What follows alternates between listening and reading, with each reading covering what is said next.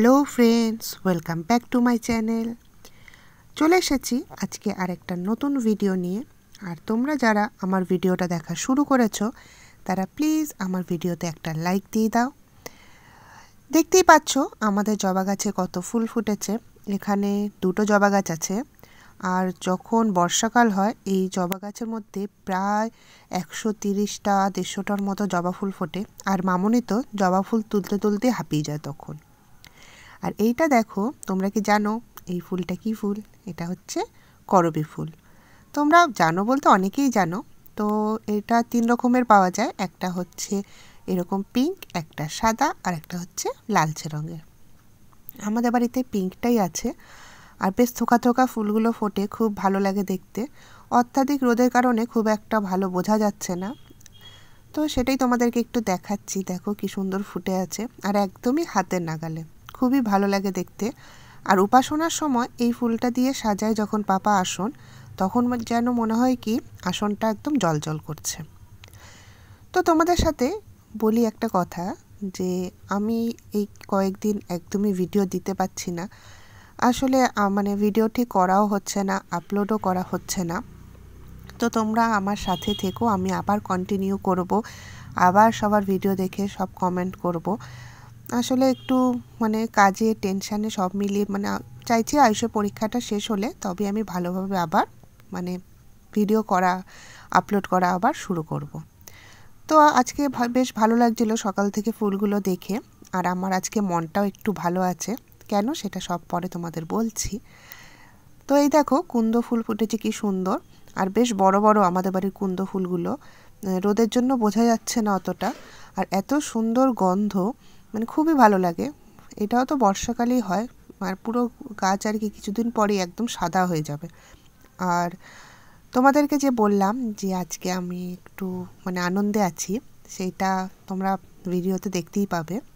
সেটা কি আনন্দ, আর একটা জিনিস কিনতে যাব, সবই তোমাদেরকে দেখাবো, তোমাদের সাথে শেয়ার করব। অবশ্যই তোমরা যদি পুরো ভিডিওটা আমার দেখো তবে তোমরা জানতে পারবে। আর এই দেখো, এটা হচ্ছে কলাপতি ফুল। মানে এই ফুলটা তো আমরা পাই না, ওই পাঁচিলের ওপাশ থেকে সবাই ছিঁড়ে নিয়ে চলে যায়। তো আজকে দেখলাম যে দুটো রয়েছে, তাই তোমাদের সাথে শেয়ার করলাম। এখন যাচ্ছি একটু বাজারের দিকে একটা জিনিস কিনতে, আর সেটা কি তোমাদের সাথে অবশ্যই শেয়ার করব। আর এখন বাজছে 2:30, বেরোনোর কথা ছিল 1:30।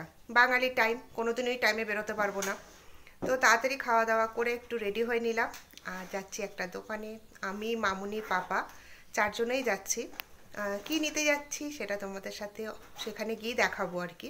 তো এইটুকু তোমাদেরকে হিন্টস দিই যে আমারই একটা জিনিস নিতে যাচ্ছি, তো তার জন্য একটু হ্যাপি হ্যাপি আছি। চলো তাহলে ওখানে গিয়ে তোমাদের সাথে দেখা হবে, কথা হবে। না, কথা হবে না, মানে জাস্ট ভিডিও করব। ওখানে গিয়ে আমি এরকম তোমাদেরকে আগেই বলেছি যে আমি লোকজনের মাঝখানে ঠিক কমফোর্টেবল হই না কথা বলতে। তো যতটুকুনি পারবো তোমাদের সাথে শেয়ার করব, আর অবশ্যই কি কিনতে যাচ্ছি সেটাও তোমাদের সাথে শেয়ার করব। তো চলো দোকানেই দেখা যাক কি দেখাতে পারি কতটা। তো এই যে দোকানে চলে এসেছি, যেমনটা বলেছিলাম ঠিক তেমনটাই কাজ। বাইরে গিয়ে আমি আবার সে স্টপ হয়ে গেলাম, কিছুতেই কথা বলতে পারছি না। অনেক চেষ্টা করছি কিন্তু মুখ থেকে আওয়াজ বেরোচ্ছেই না, তাই মুখ বন্ধ করেই ভিডিওটা করে নিলাম। আমরা এসেছি দেখতেই পাচ্ছ একটা ইলেকট্রনিক্স দোকানে। সেটা হচ্ছে আমাদের বর্ধমানেই। তো তোমরা বর্ধমানবাসী যারা আছো তারা অবশ্যই চেনো, সেটা হচ্ছে আনন্দ মেলা, পুলিশ লাইনে যেটা আছে সেই ব্রাঞ্চেই এসেছি। তো সেটা একটা জিনিস নিতে এসেছি, সেটা কি চলো তোমাদেরকে দেখাই। তার আগে হচ্ছে একটু ঘুরিয়ে দেখিয়ে নিচ্ছি। এখানে টিভি আছে, তারপরে স্পিকার আছে, এসি আছে। এই যে পাপা মামনি বসে আছে। আর আমরা না এসি এই দোকানটা থেকেই নিয়েছিলাম, খুব ভালো, এখানকার ব্যবহারও খুব ভালো। তোমরা যারা বর্ধমানে থাকো এখান থেকে তোমরা ইলেকট্রনিক্সের জিনিস নিতে পারো, অনেকেই নাও এই দোকানটা থেকে আমি জানি। তো খুবই ভালো লাগলো এখানে সব ঘুরে ঘুরে। আর আমার তো ভীষণ সোফার শখ, তো ওপরে গেলাম, সোফা দেখলাম। তো আমার না মানে ওই কি বলবো, গ্রিন কালারের সোফা আমার ভীষণ ভালো লাগে। তো সেটা দেখছি আর ভাবছি আসলে কি হয়, কিনলেই সোফা কেনা যায়, বাট আমাদের রুমগুলো এমন যে সোফাটা যে রাখবো সেইটারই অসুবিধা হয়ে যায়। তো দেখা যাক, ফিউচারে কিছু কথা তো চিন্তা করা হচ্ছে। তো মানে পুরো রুমটাকে ডেকোরেট করার কথা চিন্তা করা হচ্ছে, সেটা কবে হয়, তবে খুব তাড়াতাড়ি হয়ে যাবে। আর রান্নাঘরটাও আমি একটু ভালোবাসি আর কি, মানে মডিউলার কিচেন হবে, বেশ রান্নাঘরটা সুন্দর হবে, তো সেটাও করার কথা চলছে। এবার ওয়েট করে আছি কবে হবে। আর এই যে সোফাতে মামনি পাপা বসে আছে আর আমি ঘুরে ঘুরে দেখছি, তো দেখা যাক। আর এই যে এই সোফাটা আমার খুব ভালো লেগেছিল, আমার না মানে কালারটা ঠিক বোঝা যাচ্ছে না, গ্রিন কালারটা দারুণ লাগছিল, আর আমার সোফার গ্রিন কালার ভীষণ ভালো লাগে। আর আমি এখন ওয়েট করে আছি কবে মডিউলার কিচেনটা হবে, আর আমি ওখানে সব সুন্দর করে করে সাজিয়ে রাখবো। আসলে এই রান্নাঘরটা আমাদের ভীষণ ছোট, একটু বড় হলে ভালো হতো, তাই ভালো করে ভিডিও ওখানে আমি করতে পারি না। আর এই দেখো ফ্রিজগুলো, মানে যতই তুমি নতুন ইলেকট্রনিক জিনিস নাও না কেন, ইলেকট্রনিক জিনিস হোক, ফোন হোক, মানে কেনার পরেই ভালো ভালো জিনিসগুলো সব আসে। সব সময় সবার ক্ষেত্রে এটা হয়, আমি জানি। যখন কেনা হয়, কেনার পরে যখন নেক্সট কারোরটা দেখা হয় নতুন কিনেছে বা দোকানে যাওয়া হয়েছে, সঙ্গে সঙ্গে তারটাই ভালো হয়ে যায়। আর এবার বলি আমি কি নিতে এসেছি, সেটা হচ্ছে এই যে ল্যাপটপ। তো আমি ল্যাপটপের ব্যাপারে খুব একটা বেশি জানি না, তো তার জন্য আয়ুষকে নিয়ে আসা হয়েছে, আর এই দাদাটা এখানে আপডেট করে দিচ্ছে।